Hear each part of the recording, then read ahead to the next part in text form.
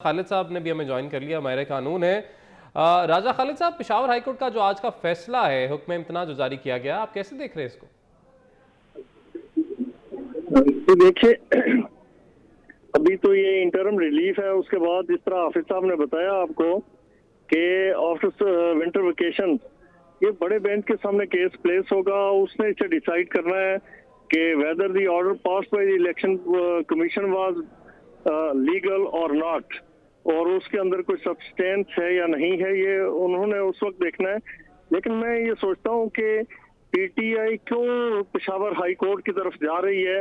Islamabad high court जो वहाँ पे इस्लामाबाद के अंदर जितने अदारे हैं, फेडरल गवर्नमेंट के हैं, इलेक्शन कमीशन है, तो वो इस्लामाबाद हाई कोर्ट की जुरिस्डिक्शन में आता है।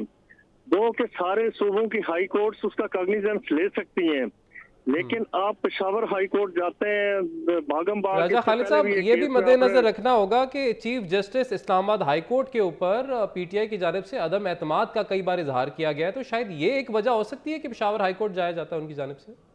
नहीं, देखिए, उन्होंने किस पे अदम एतमाद का इजहार नहीं किया। पेशावर हाई कोर्ट में जब फैसला आता है तो जो उनके हक में जब फैसला आता है तो फिर खुशियों की शादियाने बजते हैं, फिर वो सबसे बड़े मुनसिफ हो जाते हैं। यही जो chief justice Islamabad high court है, ये 30 और 35 केसेस में उन्हें रिलीफ दे चुके हैं।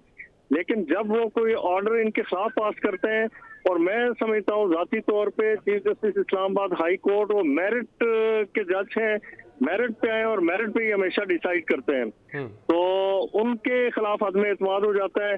किसी इनकी हिस्ट्री देख लें, इन्हें वो जजेस चाहिए कि जो रात 9 बजे तक इनका इंतजार करें कि साहब बहादुर आएंगे, बादशाह सलामत तशरीफ लाएंगे, तो हम कोर्ट में उनकी हाजिरी लगा के। चले सर, ये तो मुतनाज़े बात हो जाएगी, क्योंकि इस तरह के जजेस तो फिर सबको ही चाहिए होते हैं और रात को अदालतें भी सबके लिए खुल जाती हैं। कुंवर दिलशाद साहब क्योंकि हमारे साथ मौजूद है, उनसे उनको भी शामिल गुफ्तगू करते हैं। कुंवर साहब, आज जो पेशावर हाईकोर्ट की जानिब से कहा गया कि किस कानून के तहत ये तमाम फैसले इलेक्शन कमीशन की जानिब से किए गए हैं कि अगर इंट्रा पार्टी इलेक्शन उन्हें लगा कि दुरुस्त नहीं थे, उन्होंने ये भी सवाल उठाया कि जो बाकी पार्टियां हैं उनसे मुतल्लिक जो केसेस हैं, उनके जो इंट्रा पार्टी इलेक्शन हैं, उनके ऊपर आज तक क्या फैसला दिया है इलेक्शन कमीशन ने? दरअसल बात यह है कि इलेक्शन कमीशन पाकिस्तान का मैंने 11 पेज के मुश्तमिल फैसला मैंने पढ़ा है।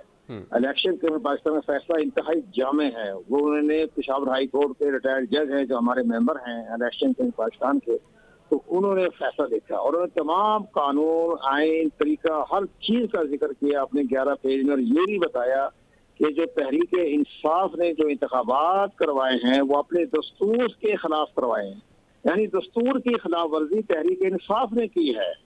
उसमें उन्होंने अपने इलेक्शन एक्ट का हवाला तो एक ही दफा दिया, सेक्शन 209 का दे दिया, 215 का दे दिया, लेकिन बाकी सारा उन्होंने उनकी दस्तूर की जो शिकें थी उसको एक एक बहस किया, उन्होंने इस पर अमल दरामद नहीं किया।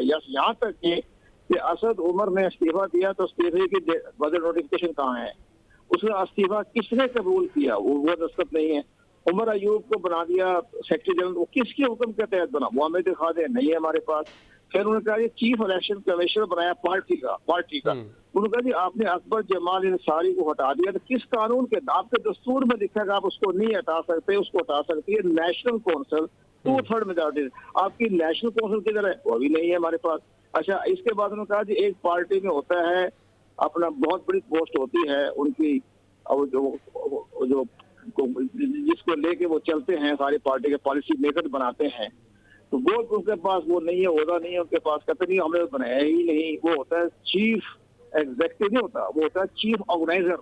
उन्होंने हर पार्टी में एक चीफ ऑर्गेनाइजर होता है पार्टी का, तो जो पॉलिसी लेकर चलते हैं वो किधर है, सर वो भी नहीं बनाया हमने तो दस्तूर में, दस्तूर में लिखा हुआ है, तुमने क्यों नहीं बनाया, उसका इलेक्शन क्यों नहीं करवाया, वो भी नहीं है। अच्छा, आपकी पूरी वर्किंग कमेटी के मेंबर कितने, कोई पता नहीं। अच्छा, वो छोड़े पड़े, बच्चों वाली बात उन्होंने बातें की है सारी। एक वो बड़ी अहम बात की इलेक्शन कमीशन, बड़ा अहम फैसला लिखा। उन्होंने ये कहा कि आप मुझे कागजात नामजदगी के फॉर्म दिखा दें, जो कागजात नामजदगी तो होती है ना, बेशक इंतखाब बगैर इंतखाब के हो जाए, अनअपोज हो जाए, होता तो है ना कागजात नामजदगी, इसकी बड़ा वो भी नहीं है। तो कम से कम 150 कापी छुपा लेते, वो भी नहीं है। फैसला तो बहुत शानदार लिखा था, लेकिन बहरहाल आपसे तो हाई कोर्ट ने जो फैसला था किस कानून का तहत, कानून तो लिखा उन्होंने, इसलिए आप इनके दस्तूर की वजह, इनका दस्तूर की खिलाफ वर्जी की है, ये कानून है। ये भी उन्होंने नहीं कहा वहाँ हाई कोर्ट में। लेकिन हाई कोर्ट की जानिब से ये सवाल भी किया गया कि आइन में कहाँ लिखा है कि इलेक्शन कमीशन इस तरीके से किसी भी पार्टी का इंतखाबी निशान वापस ले सकती है, इंटर पार्टी के जो इलेक्शंस हैं उनको इस तरह से मुअत्तल कर सकती है।